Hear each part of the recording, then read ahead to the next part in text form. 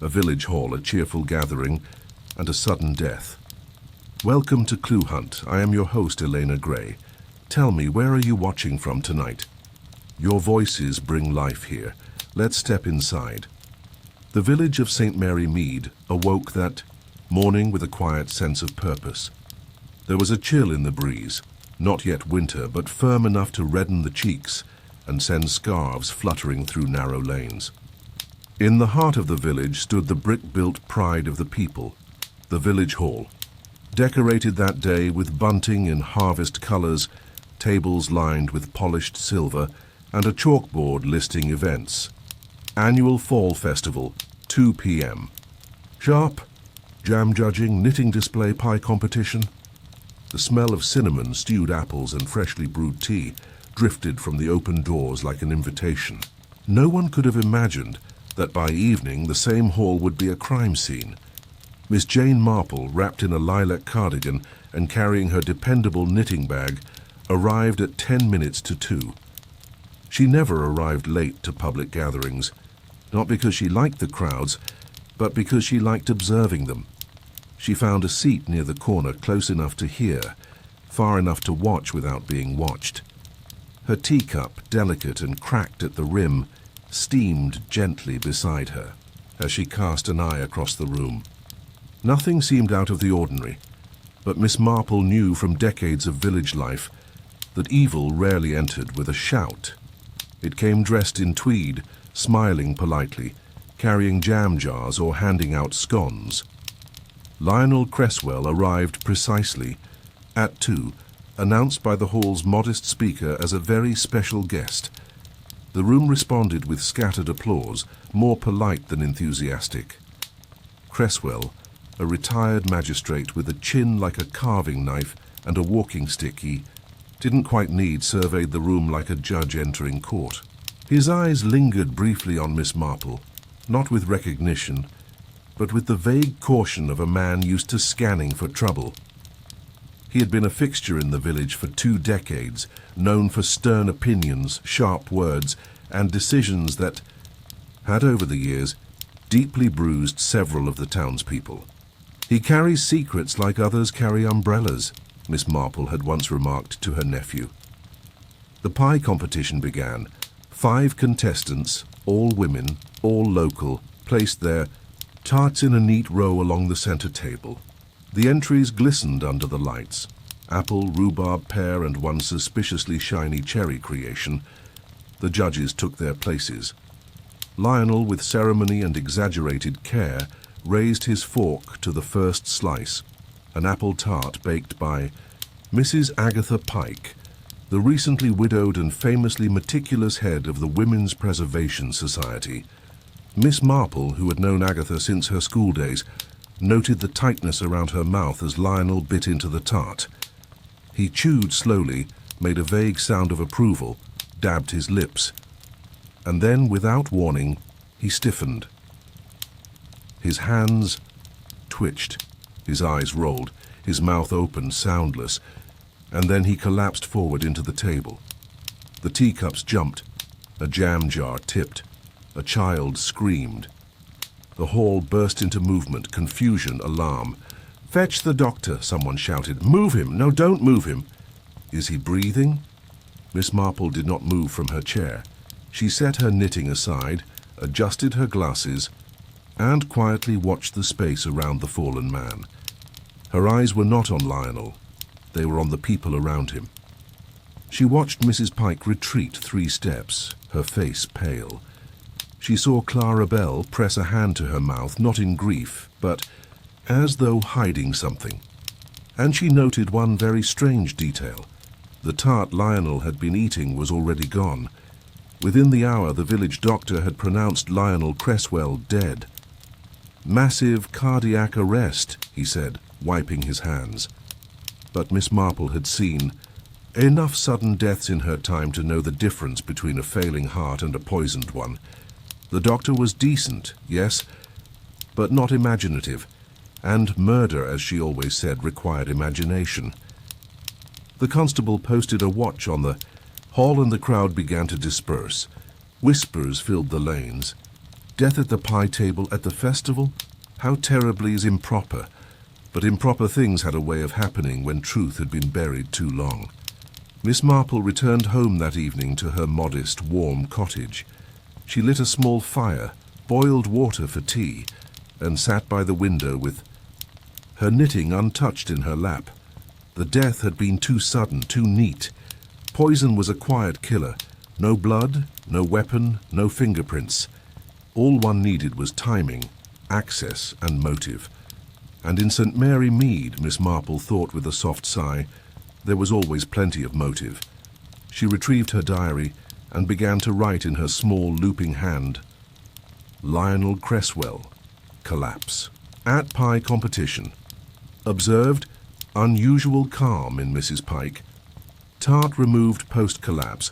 Possible evidence handling by festival staff. Revisit old case, Albert Pike's dispute with Cresswell. Date. Need to speak with Clara Bell. Did she know about the orchard case? She paused, tapped the pen gently against her cheek, then added, watch for misdirection. The killer may be trying to poison more than just the judge, perhaps a reputation. The next morning the police returned, Inspector Craddock now in charge. Tall, tired-eyed, and possessing more sense than his predecessor, Craddock didn't question Miss Marple's presence at the scene. In fact, he welcomed it. You always manage to be near the body, he said, trying for humor. And I always manage to be near the truth, she replied calmly, handing him a hand-drawn list of who had stood where, who had baked what, and who had touched the tea tray before the judging began. Craddock studied the paper for a moment and said only, I should have brought a notebook. Miss Marple smiled gently. That's why I always carry one. Inspector Craddock took Miss Marple's paper with a frown of respect. Few people could recall precise details of a chaotic event the way she could, who stood by the jam table, who went out for air, who dropped a napkin beneath the judge's chair. I always say, Miss Marple told him, that people rarely lie with their feet. It's where they move or don't move that reveals them. Craddock raised an eyebrow. So what did their feet say? He asked. That someone was standing too still, she replied, and someone else moved too quickly. The tart, now confirmed as the one Mrs. Pike submitted, had been taken by a committee member after Lionel collapsed, supposedly to preserve evidence, but it had never reached the constable. That committee member, Clara Bell, claimed she gave it to a volunteer for safekeeping, but no one recalled seeing her do so. Clara, in her early 40s, usually cheerful and slightly forgetful, now seemed tense and pale. I must have handed it to someone, she insisted, eyes darting. Everything happened so fast, I wasn't thinking. Miss Marple observed quietly from the edge of the room, noting how Clara's hands twisted the hem of her apron, not like someone frightened, but like someone guilty. That afternoon, Miss Marple paid an unannounced visit to Clara's cottage, on Lavender Lane. She brought with her a jar of plum preserves and a small silver spoon. Clara was surprised but polite, and Miss Marple, as usual, did not begin with questions. She commented on the curtains, the state of the lawn, and the sound of crows overhead. Strange, she said gently while stirring her tea. How some people believe things disappear when they stop talking about them. Clara's face went pale. Are you accusing me of something? She said sharply. No, dear, Miss Marple smiled. I'm observing you. And with that, she took her leave. Craddock, meanwhile, had found something troubling in the late judge's medical report. Lionel Cresswell had no known heart condition, no history of fainting, and no medications that would explain sudden death. Traces of a bitter compound had been found in his mouth, not enough to confirm poison, but enough to raise suspicions. A toxicology report was ordered. Miss Marple, informed of this, simply nodded. There are poisons that taste like almonds, she murmured, and others that taste like trust. Craddock had worked with her before. He didn't ask what she meant. He simply wrote it down. By the next morning, the village was alive with gossip. Some blamed the jam, others whispered about Lionel's past, an unpaid debt, a secret affair, a court case mishandled. Old wounds reopened quickly in St. Mary, Mead. At the grocer's, Mrs. Nettie Holloway muttered about how Cresswell once evicted her cousin over a misunderstanding about a garden wall. "He ruined families," she said to the butcher. Maybe someone finally ruined him. Miss Marple, passing by, stopped to examine the apples in the basket. "Funny," she said softly, "how justice, like apples, can go soft in the middle." Back. At the village hall, Miss Marple examined the pie table again. Nothing had been touched since the death. She asked to see the remaining tarts. 4 were still covered, untouched since the event. But the 5th, Mrs. Pike's apple tart, was now just an empty tray. "Strange," she said aloud, "how something so dangerous could be so delicious." The constable nearby gave a small cough. "You think someone planned it, ma'am?" She nodded. "Not just planned, practiced. Whoever did this didn't experiment yesterday. They've done it before, cut a red enough to know how to hide it." That evening, Miss Marple invited Reverend Simpkins for tea. The vicar, though slow to suspect sin, had a good memory. He recalled that years ago, Lionel had been involved in a dispute with the Pike family, a failed land sale, some confusion about titles, accusations of fraud. Albert Pike, Agatha's late husband, had died soon after the case was closed, reportedly of stress and grief. He lost everything. Simpkin. Shelves. The cover was dusty but intact. Inside, between recipes for lemon sponge and blackberry fool, were pressed petals, delicate foxglove flowers, and small handwritten notes. Not ingredients, but initials and dates. One entry read, "AP 95, he deserved it." Another, "CB, not yet, needs courage." And then, most recent, "LC, Noctul Final Harvest." Inspector Craddock laid the book out on the table. "What in God's name is this, Miss Marple?"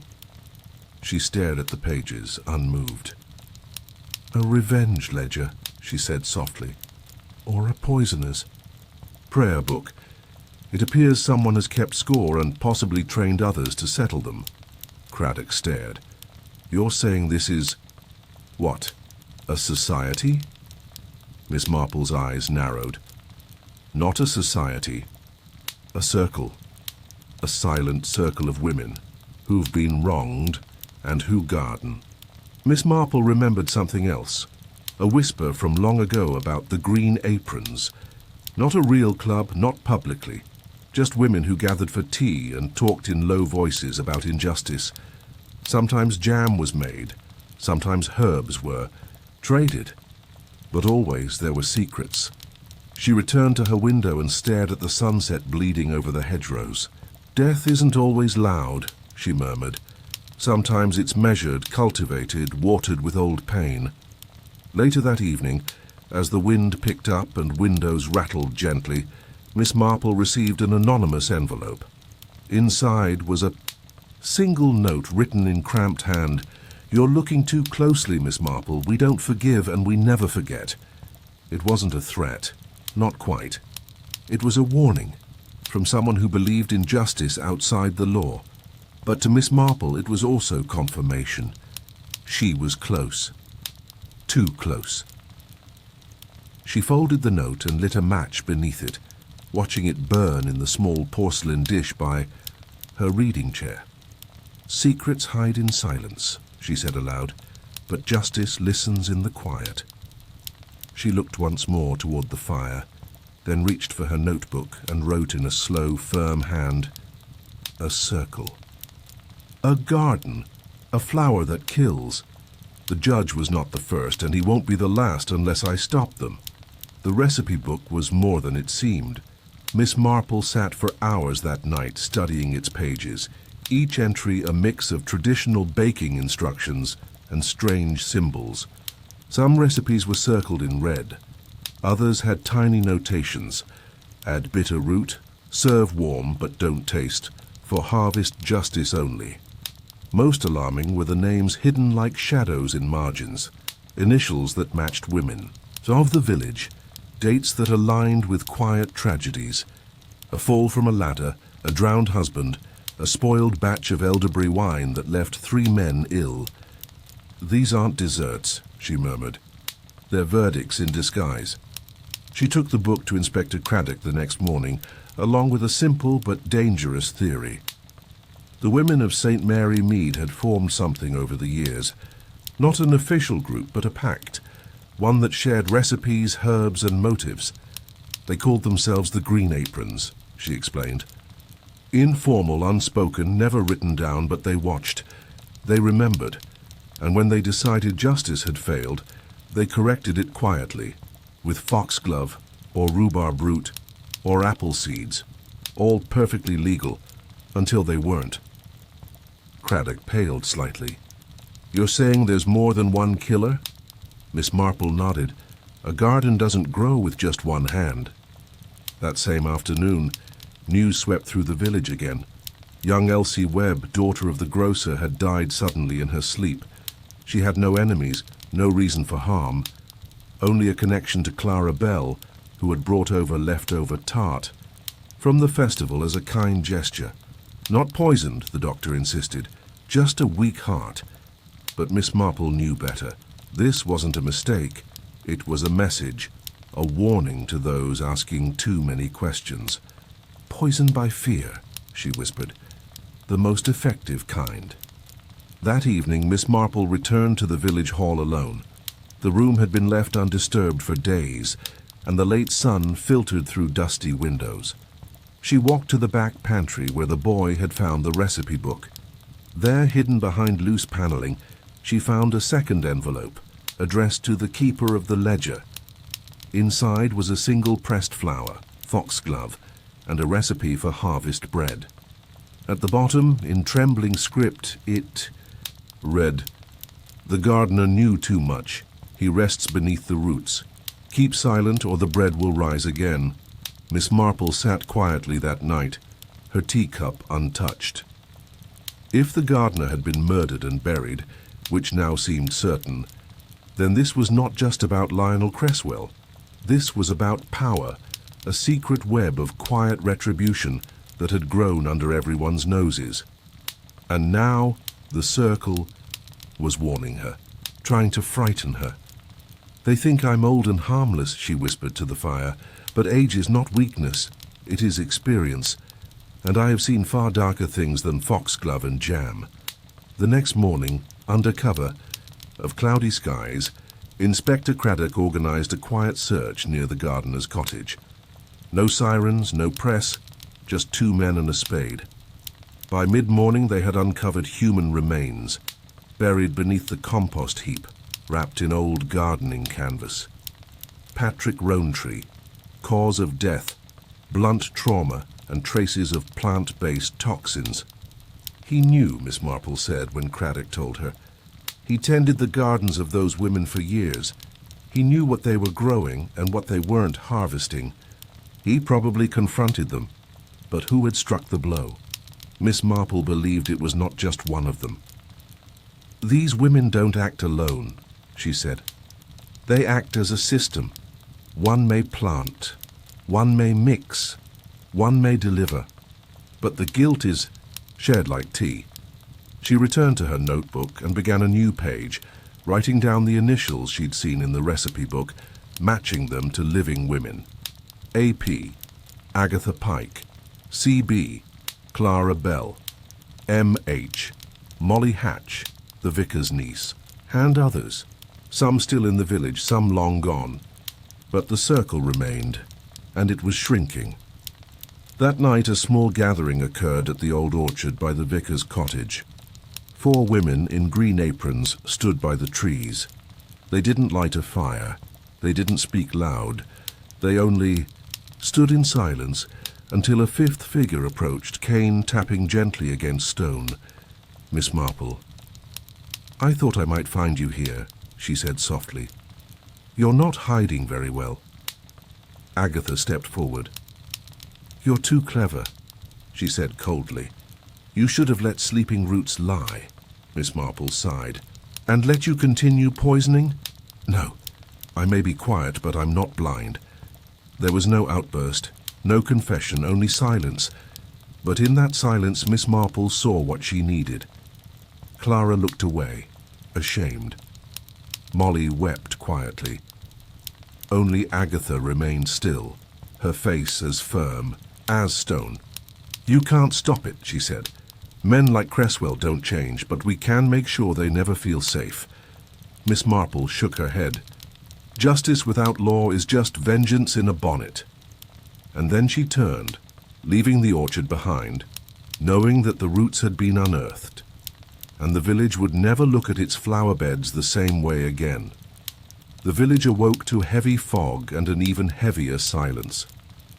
Word spread swiftly and solemnly. Mrs. Edith Holloway, the former schoolmistress, had been found dead in her armchair, a half-finished cup of herbal tea cooling beside her, and a knitting needle dropped beneath her slipper. She was not one of the active suspects, but her initials had appeared in the recipe book. E.H. 1986, the headmaster's silence. Miss Marple arrived before the constable. The tea smelled faintly of fennel, but something sharper lingered. Beneath it, something bitter and unnatural. Miss Marple closed her eyes briefly. "They're cleaning the circle," she whispered, "removing the weak before they speak."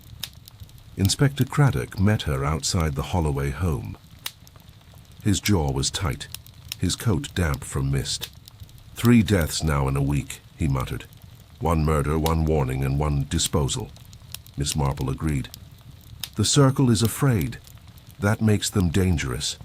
They won't wait for you to catch them.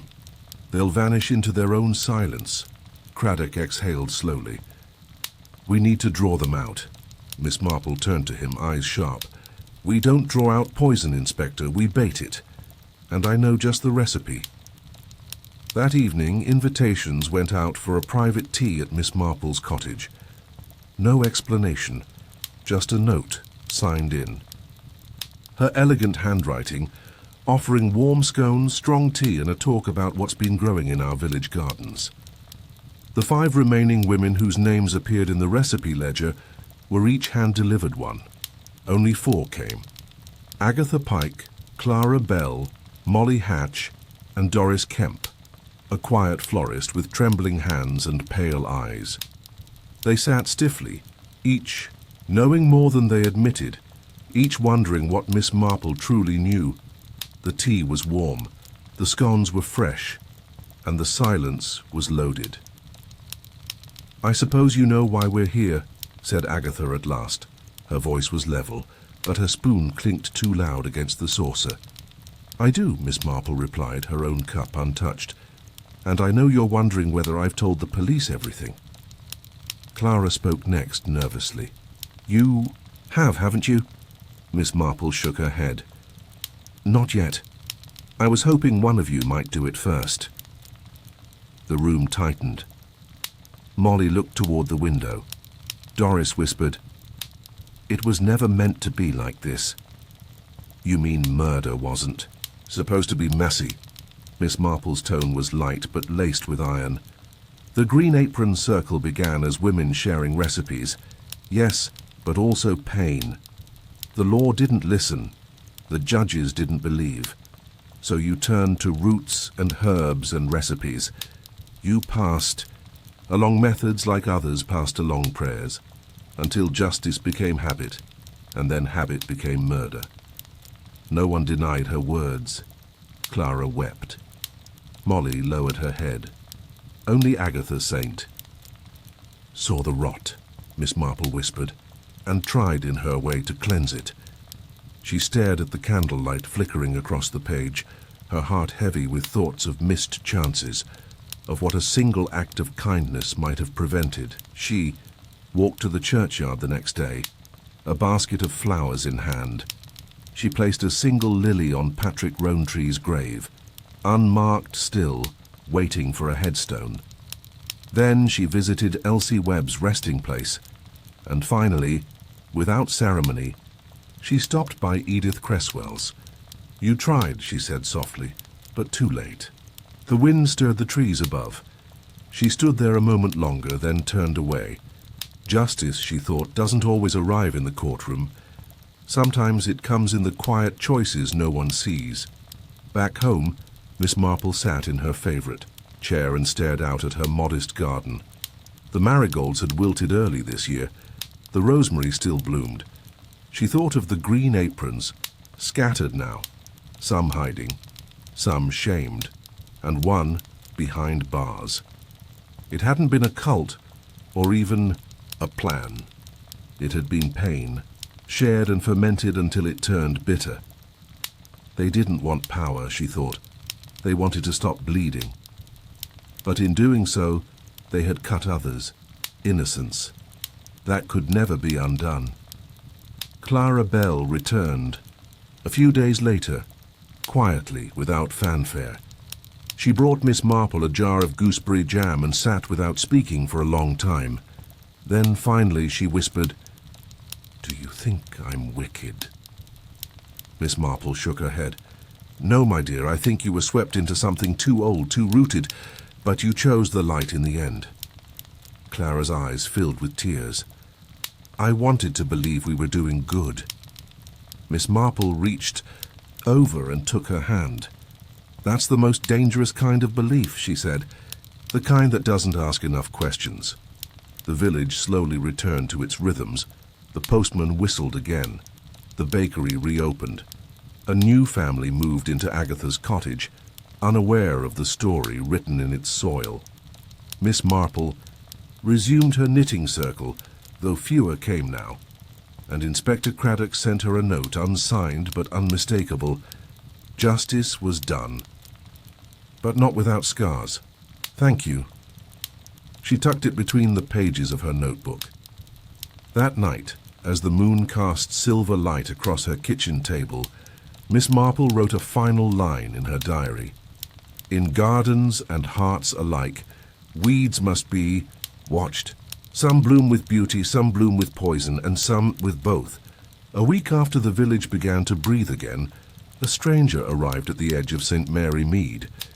He wore a grey coat, spectacles too large for his thin face, and shoes that had walked far. He stopped at the post office, asked for directions to Miss Jane Marple's cottage, and introduced himself only as Mr. Edwin Fallow, a solicitor from London with some unfinished business related to the late Judge Cresswell. Miss Marple received him politely, though her eyes narrowed slightly. Unfinished business, she knew, often meant forgotten sins. Mr. Fallow carried a folder of old letters, yellowed, torn, and some partially burned. He explained that they had been recovered during a renovation of the Cresswell estate in Dorset. Most were love letters, he said awkwardly, from Judge Cresswell to a woman not his wife. Miss Marple said nothing. She simply gestured for him to continue. He turned the pages carefully and placed one before her. It was addressed to my AP and signed Elsie. The contents were unmistakable. The judge had not only known Agatha Pike intimately, he had deceived her, promised her legal help, and ultimately betrayed her in court. Miss Marple read the letter in silence, then folded it and placed it on the table. "This," she said, quietly, "is not a love letter. It is a weapon written in ink." Mr. Fallow nodded. "There are more, at least 5 others. One even mentions the land dispute that led to Mr. Pike's suicide." Miss Marple closed her eyes. The pain in Agatha's story, the rage that fueled the green aprons, was no longer shaded in doubt. "He used her," she said finally, "and then crushed her in public, knowing she could not fight back. Justice had been delayed, and in the delay poison had taken root. Later that day, Miss Marple walked to the vicarage. The Reverend Simpkins greeted her with warm tea and mild surprise. "Twice in 1 month, Jane," he smiled. "I'm honored." She asked to see the old herbarium collection, a dusty set of books kept in the church library, filled with pressed flowers and botanical sketches drawn by villagers over the decades. As they opened the volumes, she noticed a faint pattern. In the margins of certain pages, someone had drawn tiny circles with dots in the middle. Not notes, coordinates, using. An old village map and the margin marks, Miss Marple traced the symbols to 5 locations, all gardens. One of them was Patrick Rowntree's, another was the old orchard. A third was an abandoned plot behind the schoolhouse, once rumoured to be haunted after a fire decades earlier. "This wasn't a herbarium," she whispered. "It was a coded index, a map of poison." The drawings had been made with care, not as decoration but as instruction, and the handwriting, though faint, matched Agatha's perfectly. Craddock was stunned when she showed him. "So they catalogued where the poison plants were grown?" he asked. "Not just grown," Miss Marple replied, "harvested and tested. Each circle marks not just a flower bed, but a result. These weren't random housewives. They were gardeners of vengeance. But one symbol confused her, a double circle near the vicar's orchard with the word oath scribbled beside it. She returned that night with a lantern, stepped through the tall grass and found, it buried beneath a loose paving stone, a small metal tin. Inside was a folded paper with 5 signatures: Clara Bell, Molly Hatch, 2 other initials she didn't recognize, and Agatha Pike. At the top, a single line: "For every root unearthed, we shall answer with silence and bloom. Let the world see petals, not poison." It was a vow, a promise, a secret society hidden not in cloaks and candles, but in rhubarb and rosebeds. Miss Marple held the tin for a long moment in the moonlight. Then she placed it back and restored the stone. Some truths, she believed, needed witnesses, but not punishments. These women had already lived their sentence. The law had touched one of them. The rest would live with the shadows of what they had done, and sometimes that was heavier than prison. She returned home in silence, her steps soft on the gravel path. At her gate she paused and looked at her own garden, so modest, so simple. Lavender, mint, nothing dangerous, nothing secret. She sighed, then whispered to herself, "Even flowers lie, if planted by the wrong hands." 3 days after, finding the tin and the vow beneath the vicar's orchard, Miss Marple sat quietly in the vestry, thumbing through the old parish ledger. The vicar had granted her access without question. "You always find what the rest of us overlook," he said kindly. She smiled in return. The records were old, brittle with time, but between baptisms, funerals, and wedding entries, a curious name kept reappearing over a 6-year span: V. Elsmore. Always present at community gatherings, always noted as a volunteer. Then, no mention after 1946. The name had been scratched out in one entry. Roughly, Miss Marple felt a slow chill. V. Elsmore had been a teacher, she remembered. Quiet, unmarried, lived near the East Side schoolhouse, the same one that had partially burned in 1946. That fire had taken the life of one young girl, and the cause was never officially confirmed. Rumors swirled at the time, faulty lanterns, rowdy students, but no arrest. It had simply faded into village legend. Now she wondered if it had simply been erased. She visited the east side that afternoon, the schoolhouse ruins still. Stood ivy now climbing through the cracked brick.